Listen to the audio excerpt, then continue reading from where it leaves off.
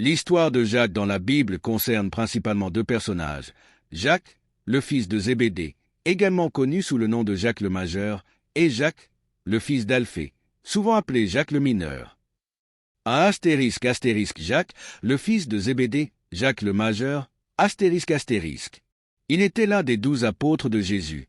Jacques, le frère de Jean, était l'un des 3 disciples les plus proches de Jésus, avec Pierre et Jean.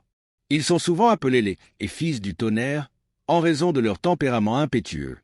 Jacques et Jean étaient initialement des pêcheurs avant d'être appelés par Jésus pour le suivre. Jacques a été témoin de certains des événements les plus importants du ministère de Jésus, comme la Transfiguration, où Jésus a révélé sa gloire divine à ses disciples.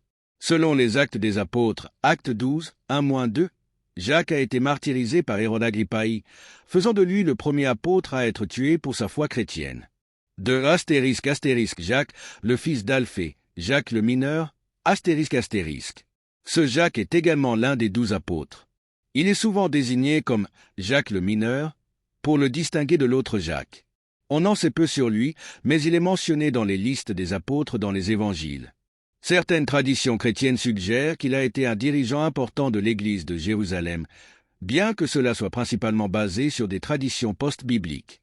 Il y a aussi l'épître de Jacques dans le Nouveau Testament, attribué à Jacques, le frère de Jésus, qui n'est pas un des apôtres.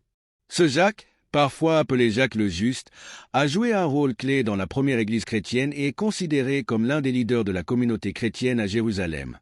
Cet épître met l'accent sur la foi pratique et les bonnes œuvres.